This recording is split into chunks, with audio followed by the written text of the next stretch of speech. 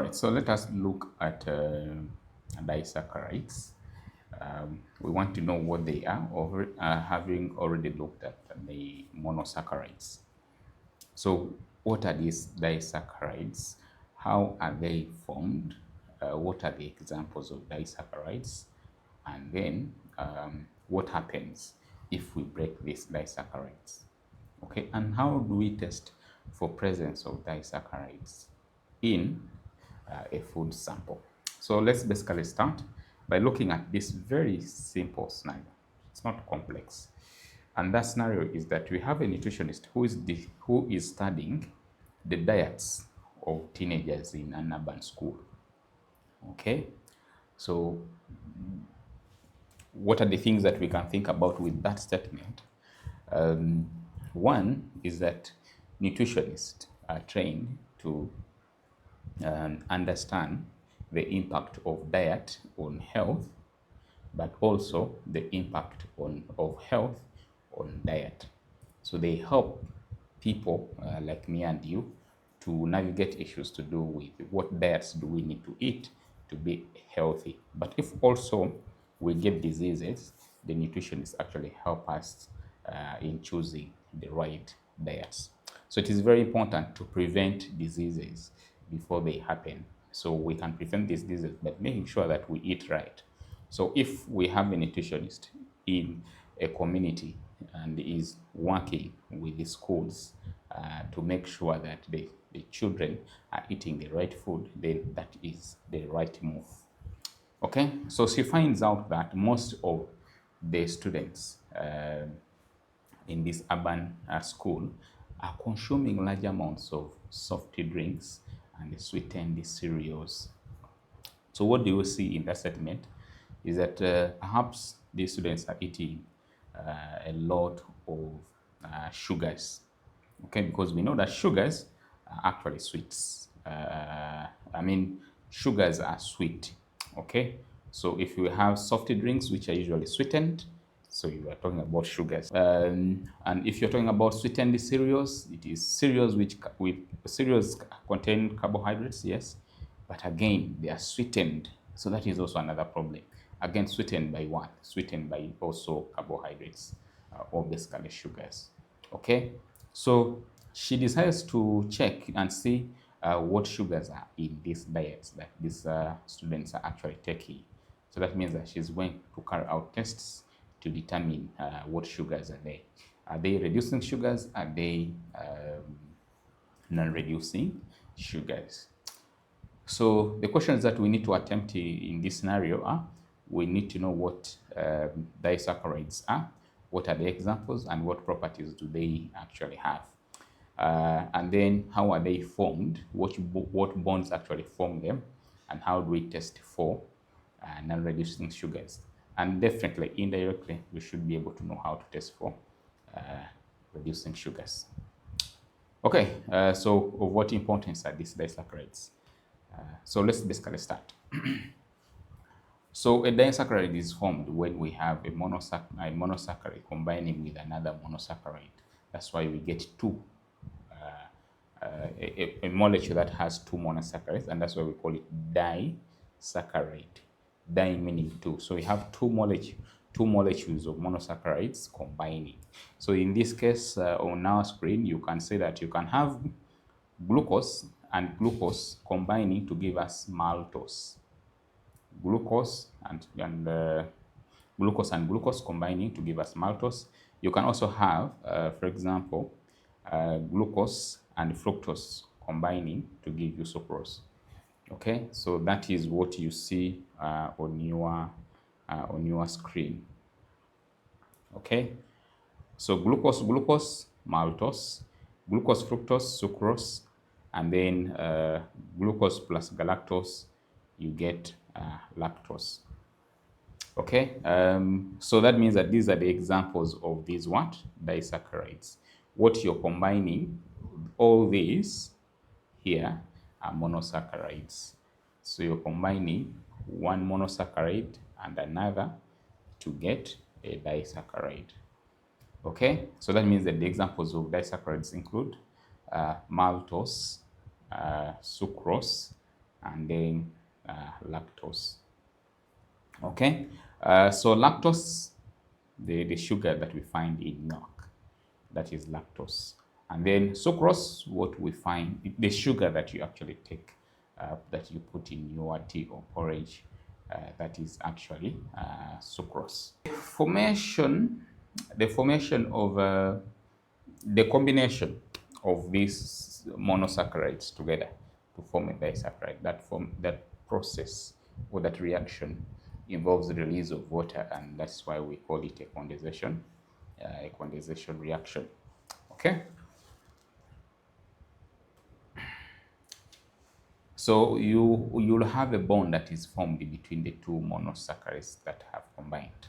So, for example, uh, you have one monosaccharide and another monosaccharide combining through this bond here, and that is what we term as the glycosidic bond. Okay, glycosidic bond. It is a covalent bond that we find between two monosaccharides. Okay, so if you want to be very, very specific, you can say it is 1,4 glycosidic bond. That the meaning of that is that you have that bond being created between the carbon one of the monomers combining with carbon 4 of the other monosaccharide. Okay, so when we say 1,4 glycosidic bond, that is what we mean.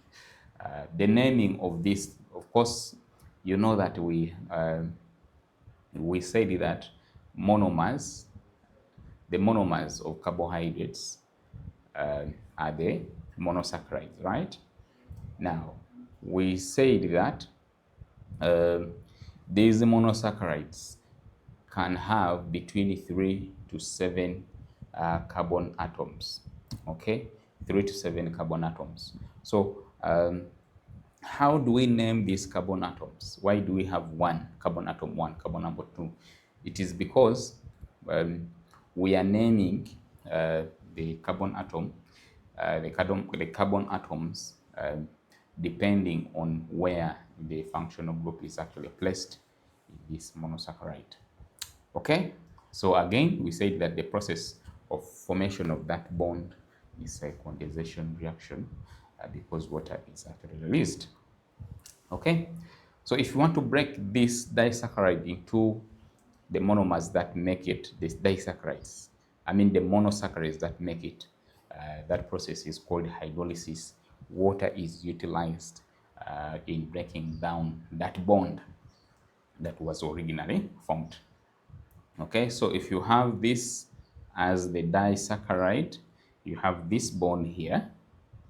Okay, for you to break that bond such that you have this and this, which are the monomers, the process is called hydrolysis.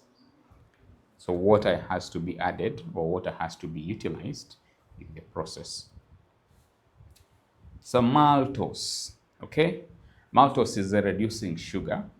A reducing sugar is one that has the ability to reduce copper 2 ions that are in copper 2 sulfate when we carry out Benedict's test.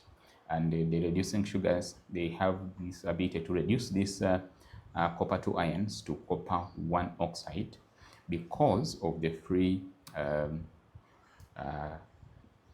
aldehyde group or the free ketone group.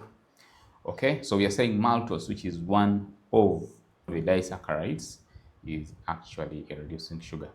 We shall see one disaccharide is not a reducing sugar, and the reason for that, we'll also look at it and see why. Why is it?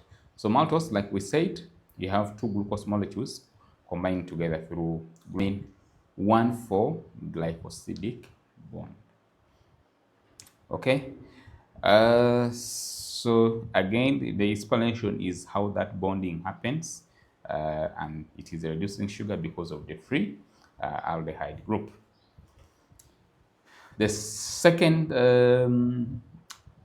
disaccharide is sucrose, the one you use for your tea. So that is sucrose. It is a non-reducing sugar. Why? It does not have the free ketone or aldehyde group, because it is the free ketone or aldehyde group that are involved in that Benedict's test for testing for reducing sugars. So if you perform that test on sucrose, you will not get a positive test. Okay, still, the type of bonds that you have in there are 1, 2. So this time it is not 1, 4. It is 1, 2 glycosidic bond between carbon 1 of one glucose and carbon 2 of the other monosaccharide, fructose. Okay, so the last one is lactose, which we find in milk, right? So it's made as a result of a condensation reaction between the lactose and glucose. Still, you have 1, 4 glycosidic bonds being formed. Okay, so we find this in mammalian milk, or basically milk. So how do you test for non-reducing sugars? For non-reducing sugars, the procedure is that you need to first hydrolyze the sugar such that you get monosaccharides from it, and then now you test for presence of these monosaccharides. So the procedure is that for that breakage to happen, you have to get dilute hydrochloric acid, heat, and then cool. Okay, so you get the solution or the sample of what you want to test. After getting that sample, what you do is add a few mils or unequivalent mils of hydrochloric acid, and then heat, and then cool. That is basically testing for, that is essentially breaking or hydrolyzing the hydrolyzing these sugars. Okay, after that, then you can make sure that you neutralize the acid by adding sodium hydroxide, and then after that you can now perform Benedict's test, and then if the sugars are there, the non-reducing sugars are there, you find them. Okay, so the procedure is basically the same for testing for reducing sugar. The only thing is that you first have to first hydrolyze. For non-reducing sugars, first hydrolyze. So you use hydrochloric acid, and then heat, and then cool down, and then neutralize that acid with sodium hydroxide. After that, you can add copper 2 sulfate, and then you can heat in a water bath, and then after that you should be able to see the color change to brick red. That would mean that actually you have the reduced. Okay, so a disaccharide is when you have two monomers combining through a condensation reaction. The examples: lactose, maltose, and then sucrose. Those are the examples. A type of reaction, it is a condensation reaction because water is released. Okay, and the type of bond, it is a glycosidic bond. And then how do you test for non-reducing sugars? The process is that you first hydrolyze the sugars such that you get the monomers or the monosaccharides, and then you test for their reducing ability. You use Benedict's test to carry out this. Disaccharides are very important for provision of energy. Thank you.